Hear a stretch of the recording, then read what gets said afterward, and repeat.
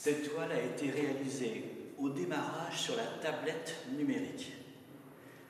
Le dessin original a été fait donc sur un format A4, A3, disons, sur des grandes tablettes, pour avoir un lâcher différent.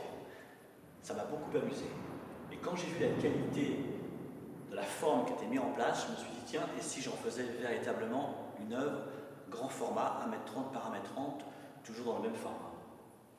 Je me suis donc amusé à singer les grands maîtres espagnols, que ce soit Picasso, que ce soit Miro, que ce soit Dali, où ils se sont installés dans des couleurs franches ou Mondrian, qui se sont installés dans des grandes surfaces, avec des aplats très riches, très simples, pour mettre en valeur plus une forme, une couleur, plus qu'une véritable figuration. Donc j'ai pris ma base graphique, et de cette base graphique, j'en ai fait un dessin un petit peu envolé comme ça. Si vous regardez cette toile, beaucoup de blanc, beaucoup de bleu, beaucoup de jaune, donc pour rappeler les grands maîtres espagnols de l'art moderne. Et au milieu, un texte.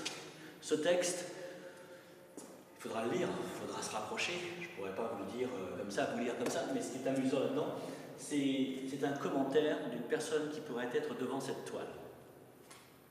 On dirait du Miro, mais non, on dirait plutôt du Mondrian, à moins que ce soit du Dubuffet. Mais si, regarde, ça ressemble un tout petit peu, mais on dirait aussi un peu l'artiste Van-Luc. Tu sais, le gars qui faisait des vaches il y a quelques années en Normandie, oui, parce qu'un jour je serai mort, et puis cette toile sera toujours là, puis on dira, bah oui, effectivement, c'est le gars qui l'a fait. Mais comme c'est moi qui l'ai fait, je peux en parler. Hein, donc voilà.